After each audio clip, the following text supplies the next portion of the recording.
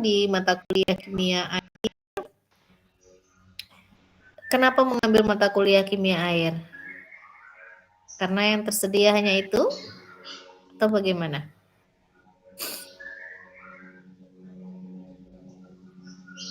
Kenapa mengambil mata kuliah kimia air? Silahkan tulis di kolom chat semuanya. Sebagai bukti sudah siap, fokus dan konsentrasi untuk menerima materi hari ini. Silahkan tulis di kolom chat, kenapa mengambil mata kuliah kimia air setiap orang. Silahkan, responnya harus cepat, karena kan on off cam ya. Nanti untuk presensi di laman daring, kalian harus menyalakan kamera dan di capture. Harus berserta capture-annya untuk presensi di laman daring.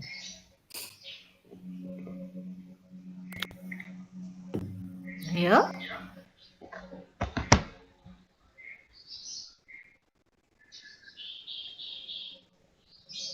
Dijawab sejujurnya saja. Kenapa harus mengambil mata kuliah? Kenapa mengambil mata kuliah kimia air? Kalau jawabannya nggak ilmiah, nggak apa-apa. Apakah suara saya terdengar? Terdengar nggak nih suaranya? Terdengar, Bu. Silakan segera tulis di kolom chat. Nggak usah panjang-panjang.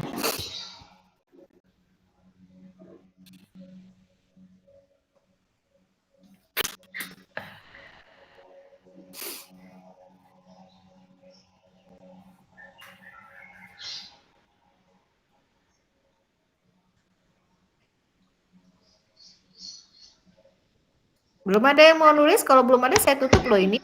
Nggak tahu mau ngapain. Ya, baru 3 orang. Silakan yang lainnya. Ada 21 orang.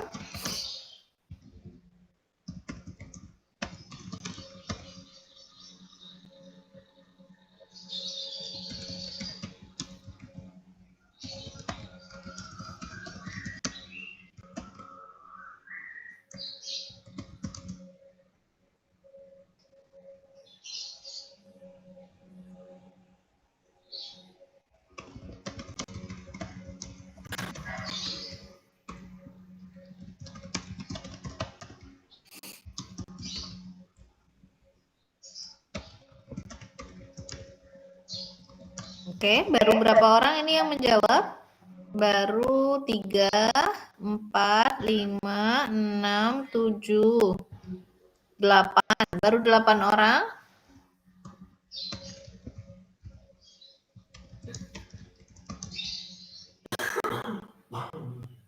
Baru 10 orang.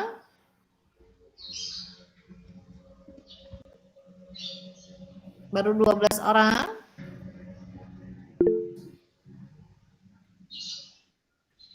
Karena nggak nemu itu apa maksudnya? 14 orang.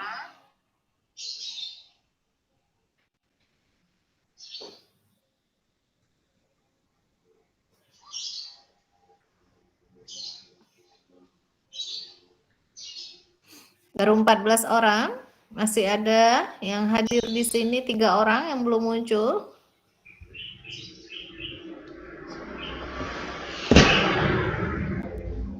16 orang, kurang 1 orang. Siapa yang belum muncul? Ya, baik.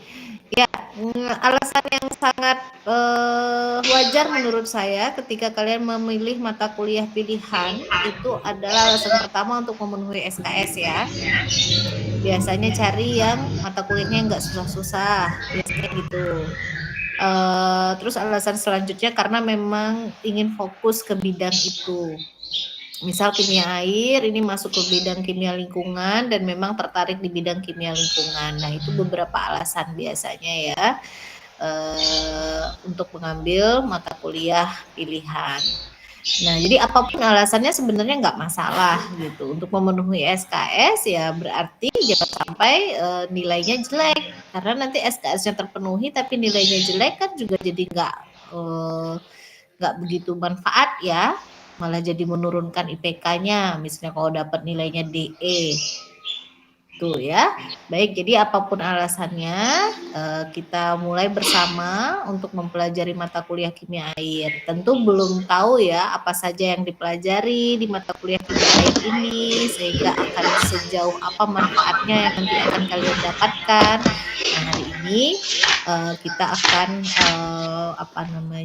membedah mata kuliah atau membedah RPS dari mata kuliah kimia air. Apa saja materi yang akan kita pelajari. Nah, sebelum saya sampaikan ke materi, saya sampaikan kontrak belajar dulu, atau sebelum itu saya share dulu bahwa ini dulu ya, ini penting nih, karena ternyata walaupun sampai semester 5 atau semester 7, mahasiswa kadang-kadang belum tahu workload dari SKS yang dia ambil, mata kuliah yang dia ambil, jadi masih belum begitu paham, sehingga kadang-kadang berusaha untuk ngambil mata kuliah SKS sebanyak-banyaknya, tapi sebenarnya nggak begitu paham dengan workload-nya. Oke, perlu saya sampaikan bahwa satu SKS itu beban kerja kalian, beban hidup kalian itu selama satu semester itu sama dengan 45 jam. Berarti kalau mata kuliah kimia airnya 2 SKS, maka beban kerja kalian itu nanti harus menyiapkan waktu sebanyak 90 jam per semester. Karena per semester itu terdiri dari 16 kali pertemuan atau 16 minggu, artinya beban kerja kalian untuk 2 SKS kimia air ini selama 1 minggu itu adalah 5,6 jam. Ya, 5,6 jam. Kalau pertemuan tatap muka hanya di hari ini, yaitu sekitar 100 menit, yaitu sama dengan 1,6 jam saja, artinya mahasiswa itu punya kewajiban untuk belajar di luar kelas sekitar 4 jam lagi, 3,955 jam. Jadi, ketika dosen memberikan tugas setiap minggu dengan beban kerjanya 4 jam, itu wajar, itu normal, itu seharusnya. Kalau melebihi 4 jam tugasnya, nah itu baru melebihi atau melebihi workload. Jadi menambah beban hidup kalian. Tapi kalau hanya sekitar 4 jam itu normal. Memang setiap dosen untuk 2 SKS itu harus memberikan beban pekerjaan atau tugas kalian belajar di luar kelas itu sekitar 4 jam per minggu. Bisa dipahami sampai sini? Kalau sampai semester 7 atau semester 5 ini belum paham, mulai hari ini harus paham. Berarti kalau ngambil 24 SKS, berarti berapa beban kerja per semester kalian dan per minggunya berapa. Gitu ya. Jadi nggak hanya sekedar pertemuan tatap muka saja yang menjadi beban. Bisa dipahami nggak sampai sini? Bisa, Ibu. Bisa ya. Kan suaranya tuh lemes-lemes. Biasanya kalau daring ini memang sambil tinggal tidur, ditaruh handphonenya, kalian selimutan. Kita itu apalagi kalau jam 7 ya masih belum mandi. Tapi ya nggak apa-apa. Nah, kemudian untuk selanjutnya perlu saya sampaikan kontrak belajar. Kita masuknya jam 8.50. Kalian sebelum ini ada kuliah nggak? Sebelum kelas saya ada kuliah nggak? Ya, Ibu. Ada. Ada. Jam 8.40 ya. Ya. Nanti toleransi keterlambatannya sampai jam 9 teng. Ya, 9 teng. Toleransi itu pun kalau kelas sebelumnya belum keluar. Tapi kalau kelas nggak ada kuliah di waktu sebelumnya atau perkuliahannya keluarnya lebih cepat, ya segera bergegas pindah ruangan ya. Sehingga jam 9 sudah kita bisa mulai perkuliahannya. Itu kontrak belajarnya. Nah, boleh nanti disambil perkuliahan, boleh disambil ngemil, boleh disambil minum, boleh ya. Silakan, yang penting tetap fokus dan konsentrasi. Kemudian selanjutnya mahasiswa nanti perlu saya sampaikan bahwa untuk penilaian akan ada 4 item, ada tugas, ada kuis, ada UTS, ada UAS atau ujian 1 atau evaluasi 1. Biasanya saya sebutnya begitu ya. Dan untuk UTS dan UAS ini nanti akan saya laksanakan secara lisan ya, lisan nggak tertulis, sehingga mahasiswa benar-benar harus memahami konsepnya, memahami apa yang dipelajari, sehingga nanti ketika saya berikan ujian lisan bisa menjawab dengan sempurna. Ya, baik, udah paham sampai sini? Paham ya, tugas dan kuis seperti biasanya. Dan untuk mengapresiasi mahasiswa yang aktif, yang ketika saya tanya langsung semangat menjawab dengan sukarela, maka saya kalau jawabannya betul akan saya berikan nilai 1-3 poin. Dan poin-poin ini nanti akan diakumulasikan, akan ditambah untuk menambah nilai UTS dan UAS. Jadi untuk jaga-jaga ujian lisannya nanti tidak sempurna, maka mahasiswa saya sarankan, saya rekomendasikan untuk selalu aktif di setiap pertemuan supaya bisa menabung poin, menabung nilai. Bisa dipahami sampai sini? Bisa, Bu. Bisa ya. Baik, sekarang kita masuk ke kimia air. Kimia air itu apa? Ada beberapa pepatah ini, ada beberapa quotes dari Albert, dari Leonardo da Vinci. Water is the driving force of all nature. Water is life, matter and metric, mother and medium. There is no life without water. Nah, artinya apa nih dari kedua pepatah ini? Artinya bahwa air itu adalah matriks, adalah zat, adalah apa? Jadi inti kehidupan lah kalau matter dan matrix itu ya, inti kehidupan. Mother itu yang melahirkan kehidupan, medium itu tempatnya, tempat berlangsungnya kehidupan, sehingga there is no life without water, sehingga tidak ada kehidupan tanpa adanya air. Diperkuatkan oleh Leonardo da Vinci bahwa air itu merupakan kekuatan untuk keberlangsungan seluruh alam ya. Kalau nggak ada air jadinya nggak bisa. Nah itu water itu adalah beberapa quotes. Nah kalau orang kimia, memang kan kalau kita belajar konsep green chemistry yang sudah mengambil mata kuliah kimia hijau, salah satu pelarut direkomendasikan untuk segala macam reaksi kimia kan adalah air. Nah, di kimia air inilah nanti kita pelajari secara ilmiah kenapa demikian. Bisa dipahami sampai sini?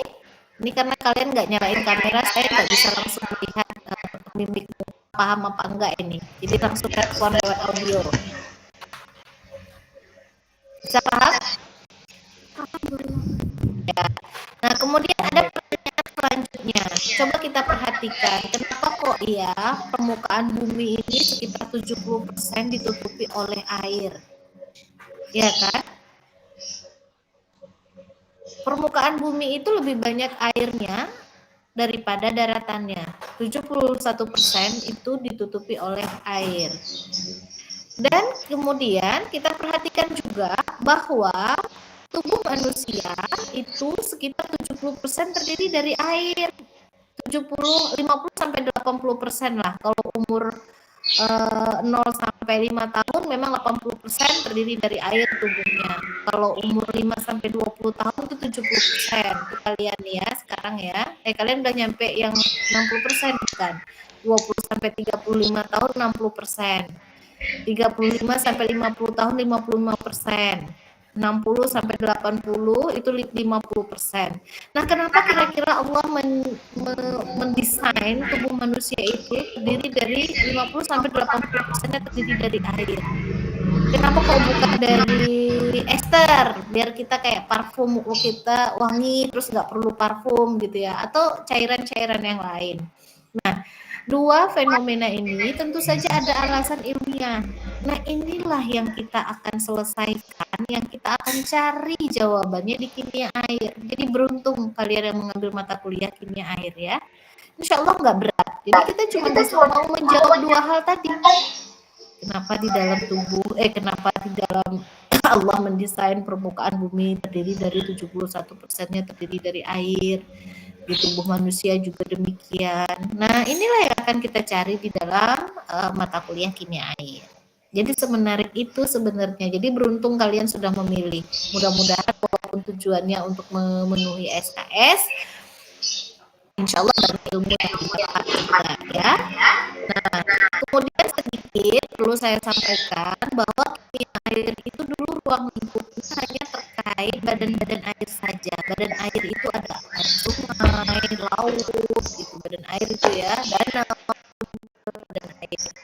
Dan pencemarannya. Nah, dulu awalnya begitu. Tapi kemudian beberapa dekade terakhir itu berkembang bahwa kimia air itu termasuk studi tentang sumbernya airnya, distribusinya, transportnya, lalu reaksinya, dan kemudian nasib-nasib bahan kimia yang ada di sekitar perairan alami.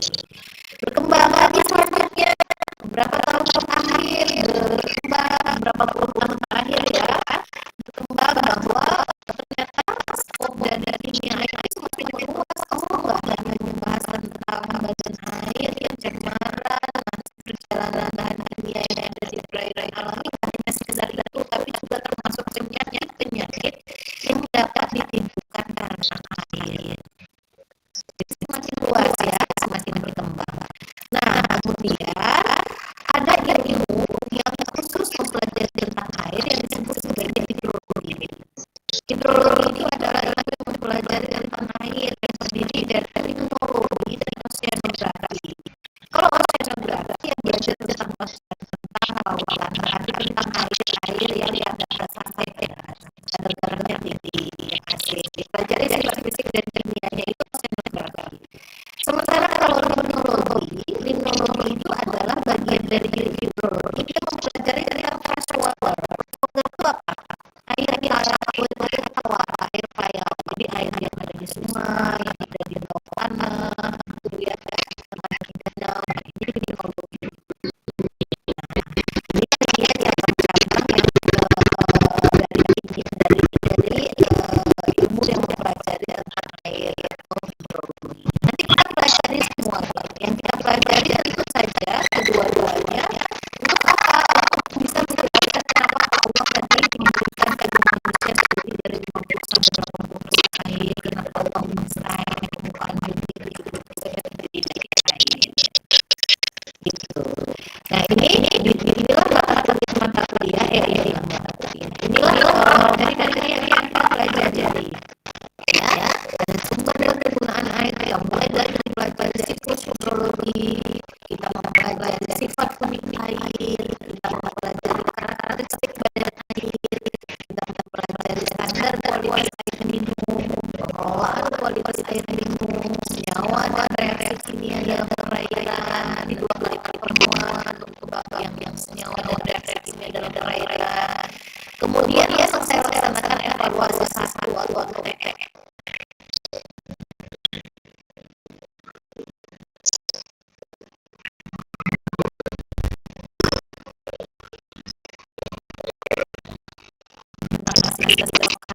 Dan salinitas serta teknologi pengolahan air tercemar. Nanti akan untuk teknologi pengolahan air tercemar ini akan dilaksanakan 3 kali pertemuan. Lalu baru kemudian dilaksanakan evaluasi ya kedua atau UKS. Semuanya lisan. Ini ada yang masuk terlambat banget. Saya harus masih terlihat slide-nya? Slide-nya masih terlihat? Ya, siap. Ini suara lain lah ya. Suara siapa yang barusan?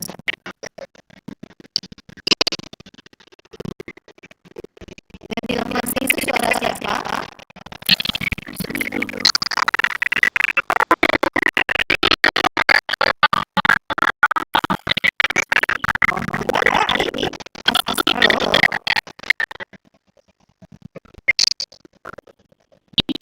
Suara siapa sih? Asli. Oh, asli. Ya. Oke, lanjut. Selanjutnya ini adalah CPMK-nya.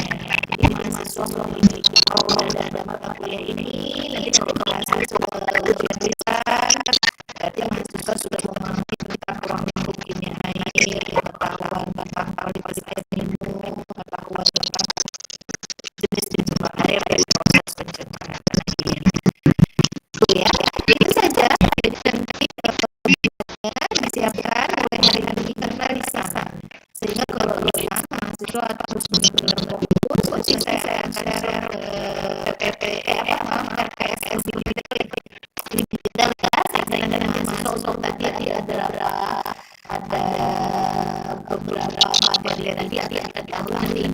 kepercayaan sesuai dengan bisa dianggap lurus setiap itu ada share PS-nya dan referensi nanti akan saya berikan beberapa ibu mahasiswa promo videonya toko PPA silahkan pilih sendiri dan tidak wajib ya kalau promnya lebih baik kalau promnya nggak apa-apa gitu ya. Oke, ada pertanyaan? Ada pertanyaan ya?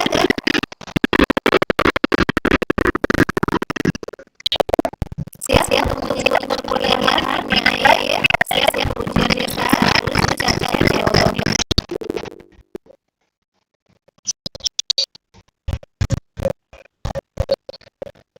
Ya, ingat ya, ujian biasanya nanti mungkin akan terdiri dari 3 orang. Kemudian akan saya berikan beberapa pertanyaan. Nanti siapa yang dapat dia jawab. Kemudian kalau nanti ada yang tidak maksimal akan saya berikan review 2, review 1 dan review 2. Kalau saya review 2, ujian 3 mungkin juga nggak paham juga, berarti memang nggak ada idenya. Jadi jangan lupa besok aktif mengambil nilai jasa. Kemudian kalian harus ini fokus konsentrasi setiap tugas dikerjakan harus dikumpulkan. Tidak ada lagi ketika di akhir semester saya sampaikan yang tidak mengumpulkan tugas tidak ada alasan saya lewat saya lupa kalau sudah upload. Jadi mahasiswa itu ketika upload tugas harus memastikan ada bukti bahwa sudah terupload ya. Kalau nggak ada bukti sudah terupload nggak saya terima adanya.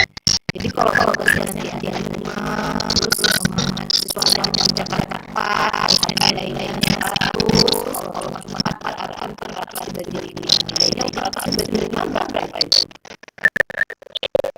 425 dan nilai di selesai.